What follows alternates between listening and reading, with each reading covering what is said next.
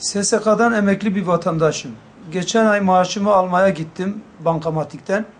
Normalde 9 milyon maaş almam gerekirken bankamatikten 500 milyon maaş yatırıldığını gördüm. Bankayı aradım. Bankada kurumun bu kadar para yatırmış diye söyledi. Ertesi günü kuruma gittim. Kurumdan sordum. Bu kesinti niye yapılmış diye. Baktılar.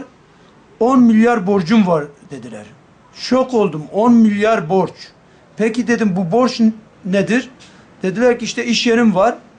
İş yerinden dolayı işte 5 senedir hesabında birikmiş 7 milyar borç, ana para, 3 milyar da faiz.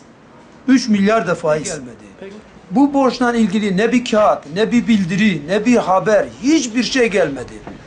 Bunu bu şekilde öğrendim. Maaşımı almaya gittiğimde maaşımı çekerken bir baktım 9 milyon almam gerekirken 500 milyon.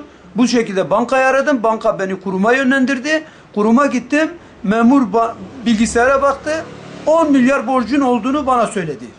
10 milyar borcun 7 milyarı ana para, 3 milyar da faiz. Yani kesinti olduğundan dolayı bir bilgim de yoktu. Kesinti oluyormuş %10, %15.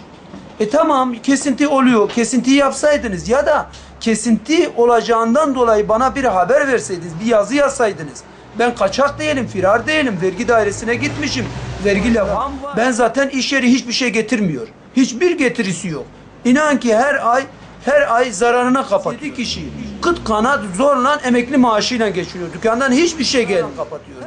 Şu anda borcumu da, vergi borçlarımı da 5-6 aydır ödeyemiyorum. Biz emekli maaşa kalmıştık, onunla geçiniyorduk. Onu da 400 milyonunu her ay keseceklermiş. Soruyorum Başbakan'a, Maliye Bakanı'na, gelsin 500 milyona eğer geçinebiliyorlarsa, 500 milyona geçinebiliyorlarsa, değil bir ay, 10 gün geçinebiliyorlarsa tamam.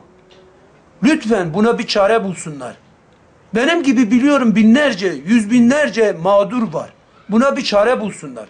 Ben 3 sene boyunca 500 milyon maaşla nasıl geçineceğim? Getireyim ben de iş yerimin yazar kasasını getireyim de başbakanının kapısının önüne vurayım, kırayım mı? Getirelim orada benzin döküp kendimizi yakalım mı oradan? Ne istiyorlar bizden? Biz çabalıyoruz. 500 milyon emekli maaştan zaten geçinemiyoruz. Memur diyor ki bekle biraz diyor.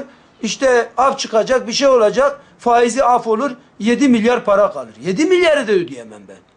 Nasıl ödeyeceğim? 809 milyon maaş alıyoruz. Bizim 7 nüfus onunla geçiniyoruz. 7-8 nüfus.